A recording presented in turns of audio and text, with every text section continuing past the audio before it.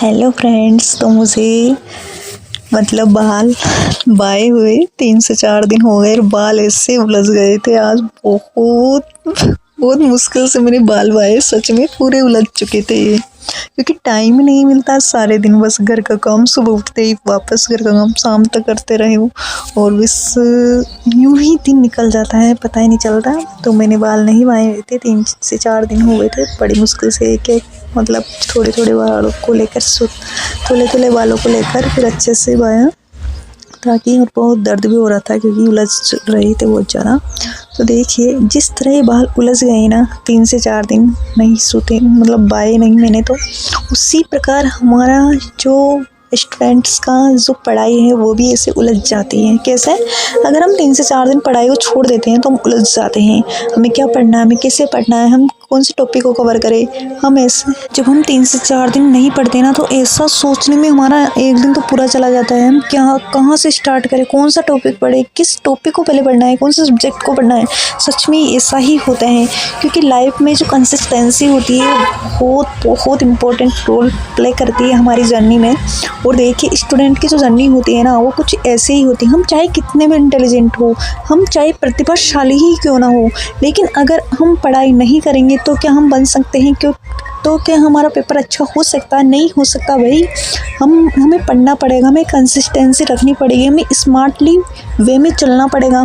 ऐसा नहीं है कि हम कि एक टॉपिक को ही और एक सब्जेक्ट पे पूरा फोकस कर ले और सारे सब्जेक्ट को छोड़ दे जिसमें हमारा इंटरेस्ट हो, बस उसी को पढ़ते रहे, बाकी टॉपिक को उन पर हम ध्यान ही नहीं दे। ऐसा नहीं हो सकता, क्योंकि एग्ज़ाम में जो क्वेश्चन आएंगे वो सारे टॉपिक से बराबर इक्वल, या फिर जिनकी जितनी प्रायोरिटी है उतने ही क्वेश्चन आएंगे। तो मैं उस प्रकार से उन क्वेश्चन को, उन टॉपिकन को अच्छे से कवर करना होगा।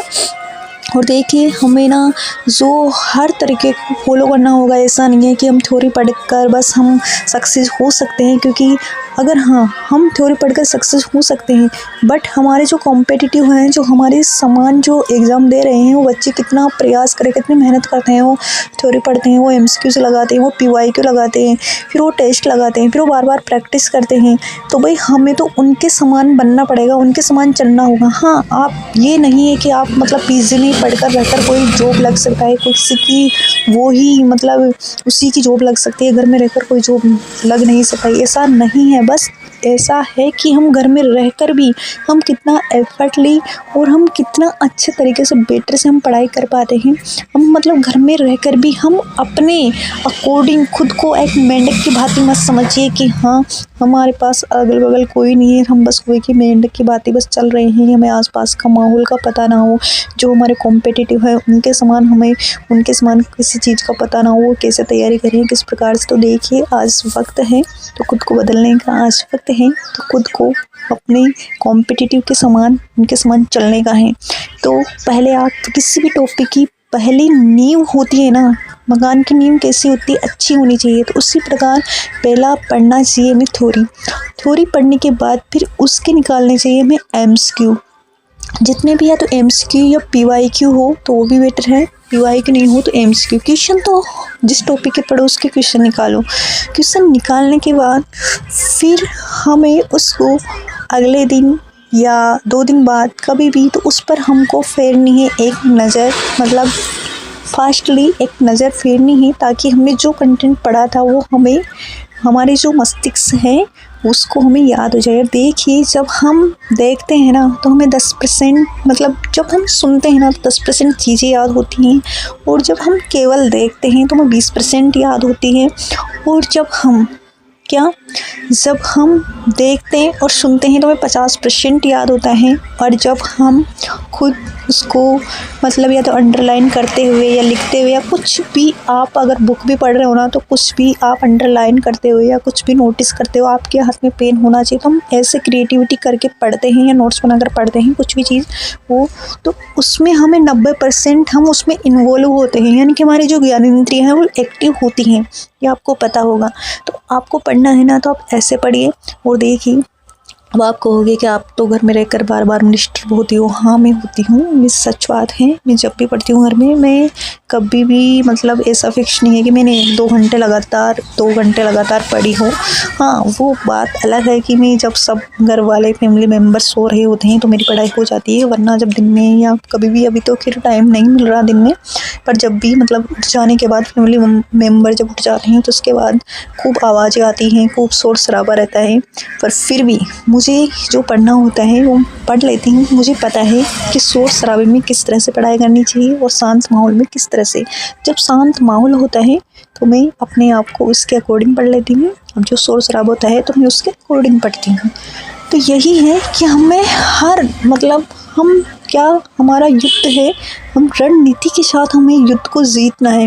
युद्ध को जीतने के लिए हमें स्मार्टली चलना होगा, स्मार्टली हमें बनना होगा, और उसके लिए ना हमें टेस्ट भी देने होंगे। अब आप कहोगे सिलेबस तो पूरा नहीं हुआ, टेस्ट कैसे दे, क्यों ही टेस्ट में टाइम ख़राब करे। ऐसे बहुत से लोग मतलब सोचते हैं कि सिलेबस कंप्लीट हो जाएगा तब हम टेस्ट देने शुरू करेंगे। तो देखिए, सिलेबस कभी भी, अगर सिलेबस कवर करोगे ना तो आपको 1 से 2 मंथ तो लग ही जाते हैं, सच में अच्छे से होता है ना। तो हम शुरू से ही हम टॉपिक वाइज अगर टेस्ट देंगे, फर्स्ट पेपर का भी, अगर आपने सेकंड पेपर का भी लिया है तो बहुत अच्छी बात है।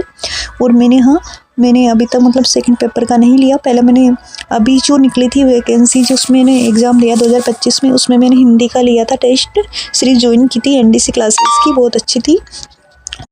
मैंने जो है मतलब जो फर्स्ट पेपर है उसके मैंने टेस्ट से ज्वाइन नहीं की थी, और इसी वजह से मेरी मतलब प्रैक्टिस अच्छे से नहीं हुई और उसी वजह से मैं रह गई। तो यही है जर्नी में, हमें साम दाम दंड भेद सभी लगाने हैं, जो हमें करने हैं वो करने हैं सच में। तो आप को देखिए, फर्स्ट ग्रेड का और सेकंड ग्रेड का जो फर्स्ट पेपर का जो टेस्ट है वो 11 फरवरी को है, और 11 फरवरी के दिन आपको टेस्ट देने हैं। उस ऐप पर जाकर, आप प्ले स्टोर पर जाकर रायथन क्लासेज नाम से सर्च कीजिएगा, उस पर जाकर आप के शेड्यूल वहाँ पर डाल दिए हैं, तो उन शेड्यूल को आप देखिए कौन से टॉपिक हैं, कैसे हैं, उनके अकॉर्डिंग आपको 2 दिन अच्छे से कवर करने हैं। यानी कि आज कितनी तारीख है, आज 6 तारीख है ना, तो आपको 7 मतलब कि 7, 8 मतलब 11 तारीख को है, तो आपको 2 दिन लग जाए, 3 दिन, किसी को 4 दिन। वो देखिए सबकी शैली अलग अलग होती है, कोई धीरे पढ़ता है, कोई स्लो पढ़ता है, किसी को अगर 1-2 बार तैयारी अच्छे से कर रखी तो उसका जल्दी होगा, जो फर्स्ट बार तैयारी कर रहा है उसका मतलब थोड़ा टाइम लगेगा। तो सबके अकॉर्डिंग है, तो आप जितना भी हो सके तो आप उन शेड्यूल को अच्छे से टॉपिक वाइज दे रखे हैं, वहाँ पर कौन कौन से कहाँ से क्वेश्चन कितने लिए जाएंगे, जैसे राजस्थान भूगोल से 10-20 ऐसे दे रखे हैं, और टॉपिक भी दे रखे हैं, तो आप उन टॉपिक को अच्छे से कवर कीजिए और 11 फरवरी को आप टेस्ट दीजिए। और मैंने ये ऑर्डर करके मंगवाए थे, क्या अभी देखना क्या निकलेंगे इनमें से, जो मुझे बहुत अच्छे लगे, क्योंकि इनको मैं क्या करूँगी, इनका ये तो आपको पता होगा, इनका मैं क्या करूँगी, इनको मैं ऐसा मसाला तैयार करूँगी कि वो जो हमारा रण क्षेत्र होगा उससे पहले का ये ऐसा मसाला होगा कि हमारा जो सिलेबस है ना उसका निचोड़ होगा इन पेजों में। तो यही है, हमें ज़िंदगी में जो करना है ना, हमें बेटर करना है और टाइम रहते कीजिए।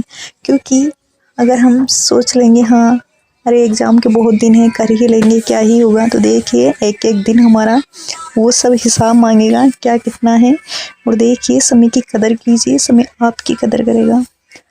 तो ये है मेरे पेज में आज बहुत खुश थी इनको देखकर, क्योंकि मैंने ऑर्डर किए बहुत दिन हो गए थे, करीब हो गए होंगे 8-9 दिन, मेरे को याद नहीं है ऐसे, पर ये आते ही मतलब जैसे ही फ़ोन बजा कि आपका पार्सल आ चुका है तो मुझे बहुत खुशी हुई कि वाह अब बनेंगे, मेरा मसाला तैयार होगा। तो इन मसालों को मैं आपको जब भी व्लॉग बनाऊंगी, जैसे जैसे ये बनते जाएंगे, मैं आपको ज़रूर शेयर करूंगी दोस्तों, क्योंकि आपके साथ ही मेरी जर्नी चल रही है। तो थैंक यू सो मच, आज के व्लॉग में इतना ही, बाय बाय, मिलते हैं अगले व्लॉग में, थैंक यू सो मच।